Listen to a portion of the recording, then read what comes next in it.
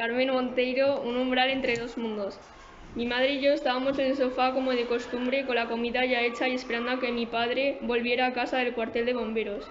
Era el 26 de abril de 1986. El cielo estaba despejado y con sol, aunque unas nubes se aproximaban por el sur avecinando tormenta. Vivíamos en la ciudad de Pripyat, en Ucrania.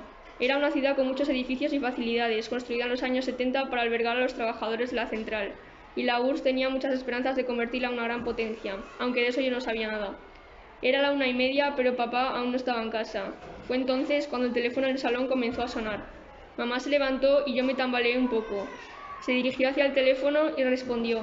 Era él, y decía que no llegaba a casa a comer, que había habido un incendio en la central y que habían avisado a su cuadrilla para apagarlo.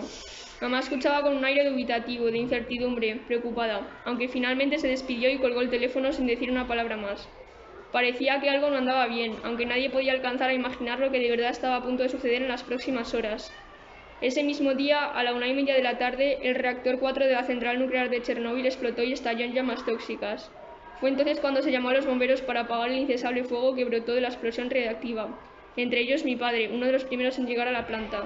Pero no solo era el fuego, sino también la radiación. Las partículas de polvo contaminadas se esparcían por el aire cada segundo que pasaba, y toneladas métricas de uranio se desplazaban por la atmósfera del planeta en todas las direcciones, contaminando todo aquello que incluso apenas rozaba. Pero al principio no todos eran conscientes de las magnitudes del desastre. Mi padre fue uno de los muchos expuestos a la radiación, y poco después de largas horas intentando apagar el incendio tuvo que ser trasladado a un hospital.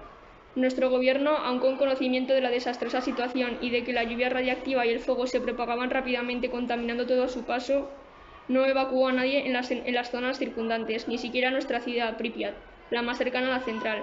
Es por eso que mi madre y yo, entre otros miles, estuvimos expuestos a la mortal radiación sin siquiera saberlo. Mi madre, nada más saber dónde se hallaba mi padre, fue conmigo a su encuentro. El hospital estaba lleno de bomberos y trabajadores de la planta que no paraban de llegar con quemaduras y vómitos, aunque nadie entendía por qué. Mi padre estaba en una camilla, tenía muy mal aspecto, como si su piel se estuviera desvaneciendo lenta y dolorosamente, y seguía vomitando y sangrando por las quemaduras. Mi madre, al verlo, se quedó destrozada, pero en ningún momento se alejó de él, no hasta después de 3 semanas agonizando y sufriendo en su camilla, cuando finalmente murió. Yo aún no había nacido cuando ocurrió la histórica catástrofe. Me encontraba en el vientre de mi madre, embarazada de 6 meses. Podríamos decir que viví para contarlo, pero no fue así. A las 4 horas de nacer fallecí, intoxicado por la radiación e incapaz de mantenerme ni un segundo más con vida. 36 horas fue lo que tardó la Unión Soviética en empezar a evacuar a las ciudades de alrededor. 36 horas. Más de 100.000 muertos y miles de afectados por la catástrofe nuclear. El 28 de abril de 1986, 2 días después del incidente, los soviéticos finalmente anunciaron al mundo lo ocurrido. Se evacuaron a casi medio millón de ciudadanos rusos en 30 kilómetros alrededor de la central nuclear. La ciudad de Pripyat, mi ciudad, es ahora una ciudad fantasma abandonada, deshabitada, inhóspita, un umbral entre dos mundos.